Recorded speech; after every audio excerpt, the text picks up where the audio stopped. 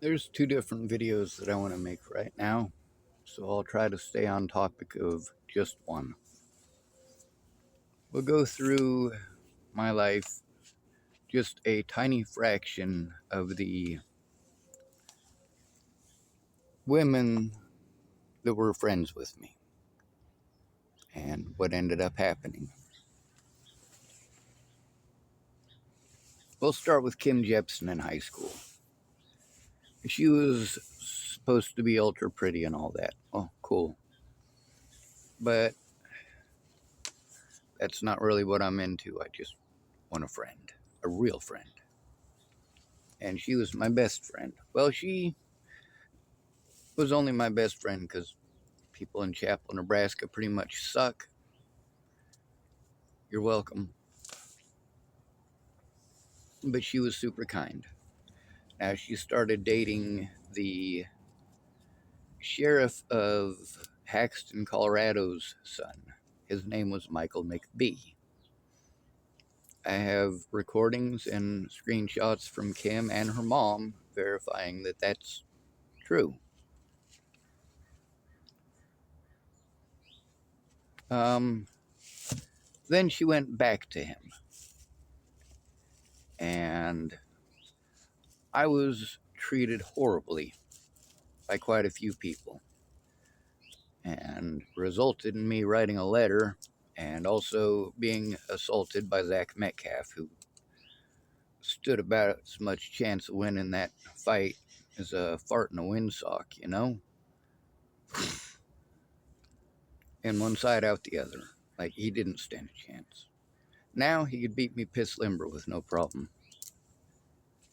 And after that, she wasn't my best friend anymore, right? Just wanted to stay away from her. And here's why. I'd seen many examples of the next stories I'm going to tell you about. It's kind of like you guys always get to hear how the family will do more to protect the family sex offender because of the shame than they will to help the victim. Oftentimes, matter of fact, most times, for boys, we're ostracized. Girls get a little more leeway. Us boys know nobody cares. We're just told to man up, and you get to see example after example of that. The law does not apply to men when it comes to men needing help. It doesn't matter if they're disabled. Hell, you can use their disability as an excuse not to help them. Oh, they're mentally ill. They got PTSD from being beaten the shit out of. Men can get that too. So the next woman on the list, we're going to talk about Jamie Curtis. So my issue with Jamie Curtis is she was my best friend, right? So one thing that's been pretty consistent in my life is that you really can't have female best friends because the moment they find somebody sexually attractive, you are thrown away as a friend and you don't exist anymore. And you won't exist anymore until she needs help. That's not a friendship, that's being used. That's literally what that is. So, with Jamie Curtis, about the abuse that she was enduring at the hands of James, she wanted to tell me about that and wanted my help, and I went up there, and Todd Rust got to be a witness. I got to be a witness. There were people who actually saw the situation. Not just me, but those people chose silence.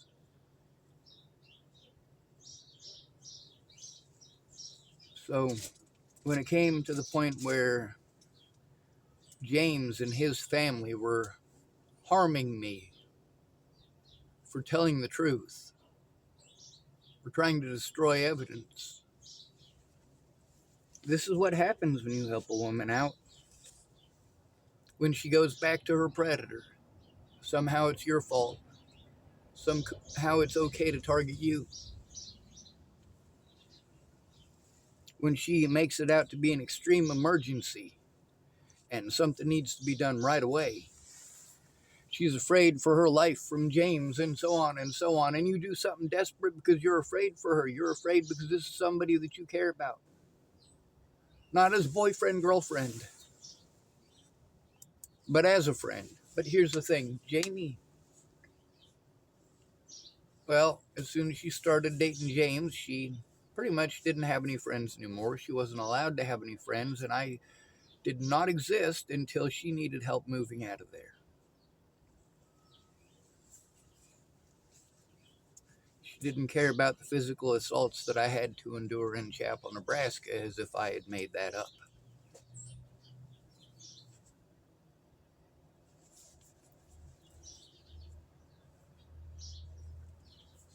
So let's get on to the next one.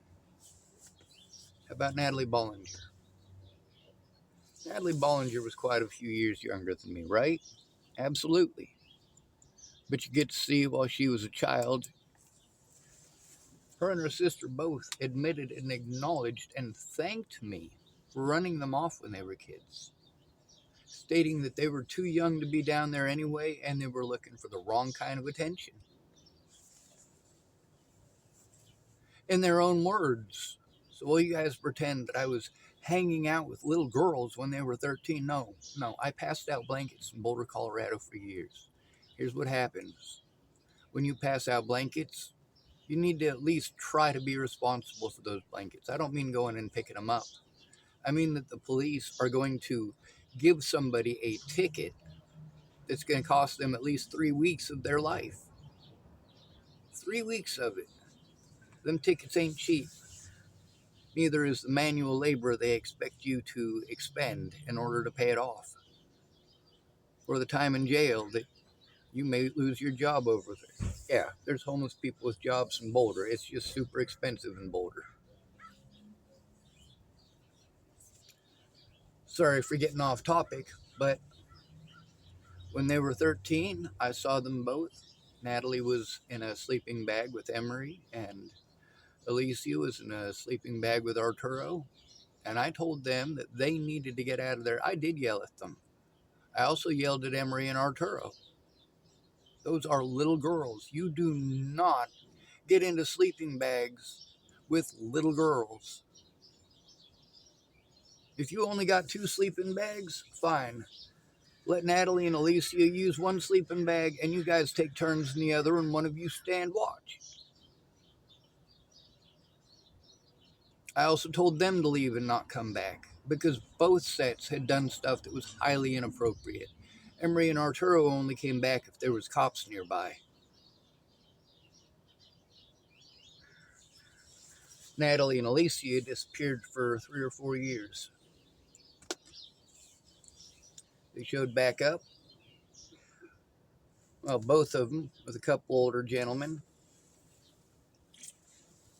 came over and gave me a hug. One of them did anyway. I don't know which one. I don't remember which one. It's because I didn't know the difference between the two because I literally did not know their names. They wrote their names on that little card.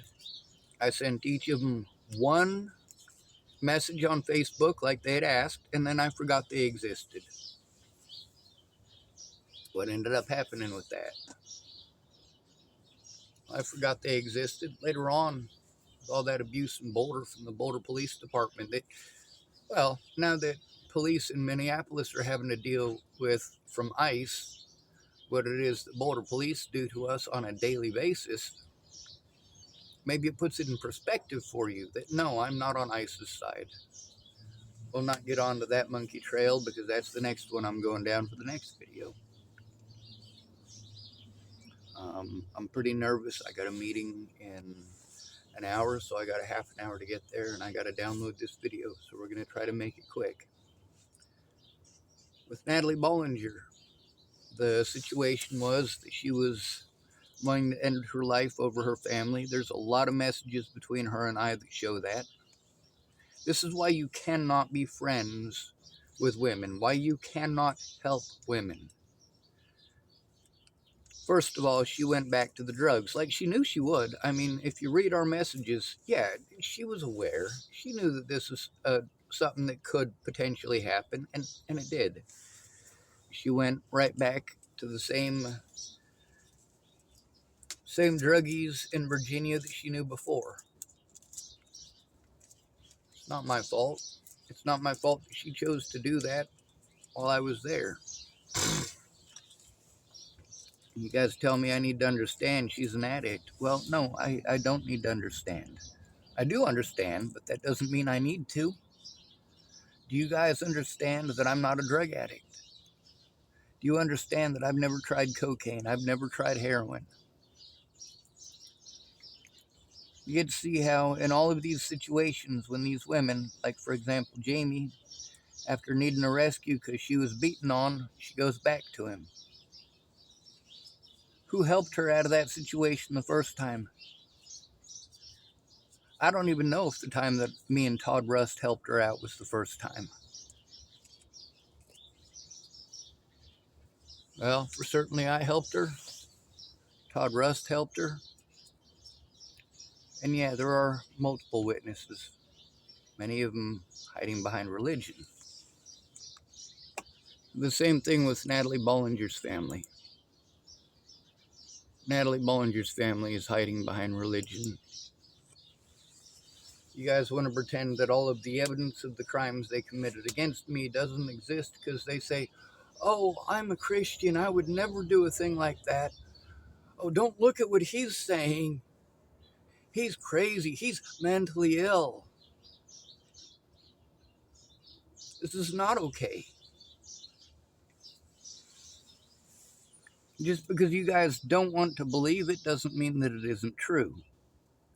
And just because you refuse to look at evidence because you've already decided you know everything doesn't make it okay to physically assault people, especially if that person is 100% willing to show you everything. There's only one person through all of this who is trying to show the truth, not hiding it. And that person is me. With the great many women that I have helped out, when they go back to their predators, all of a sudden you're the scapegoat for helping them. With Natalie Bollinger, it was a really tough situation for her because her predators were A, her family, and B, her friends. That includes boyfriends, ex-boyfriends. I knew several of her ex-boyfriends, and yeah, I had to protect people on multiple occasions with some of those boyfriends, including preventing them from stabbing random people along the trail over on Boulder Creek.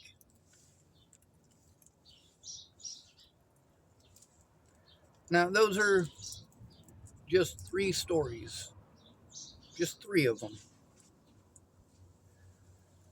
that show that it's not okay to help a woman. It's not okay. The only acceptable thing to do if a woman says, my boyfriend is beating on me, I need help, is to say, you got yourself into it, you can get yourself out, just like she'd say to you. Or say, I'm sorry, but I'm so busy with my kids. Because the fact is, if you don't make an excuse not to help those women, if they go back, and they probably will, okay, maybe 1 in 10 of the women that I'm talking about in my stories, maybe 1 in 10 decided to stay away from the guy. But how many of them turned him in? You are more likely to get turned in when she goes back to the guy and all of a sudden everything's your fault. After he beat her up and bruised her all over and she goes back to him, all of a sudden it's your fault that she broke up with him.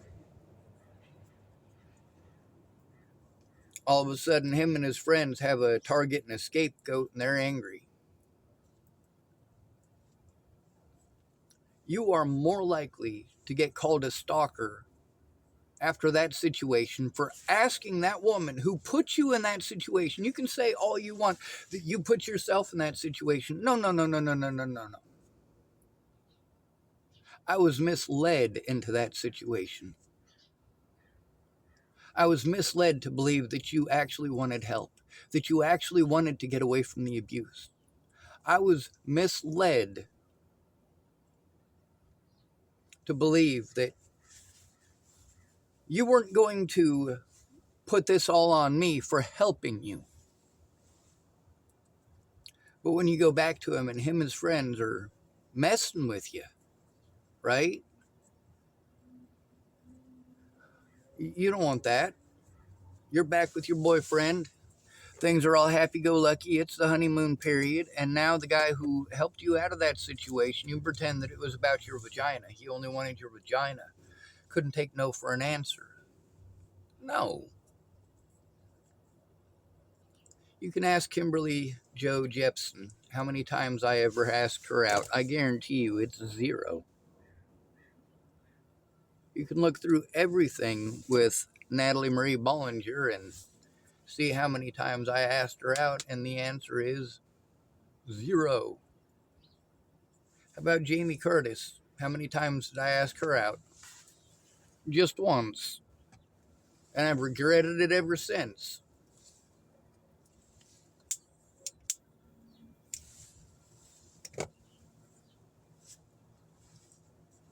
Moral of the story is when she goes back to him, she will tell any lie that excuses it. Jerry Sparks has done the same thing on multiple times. She bounced back and forth between the same 3 guys 7 times. Every time she left the guy, she'd claim that he was the most horrible dude in the world and he was violent and so on and so forth. And then she'd go back to him and say, oh, well, you know, Lana made me exaggerate that. Don't blame it on Lana.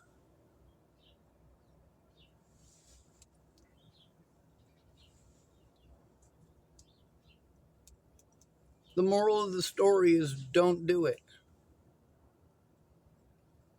If you help a woman out of an abusive relationship, 9 times out of 10, it's going to come back and bite you in the ass. It's going to result in at least harassment and stalking, if not assault and outright murder.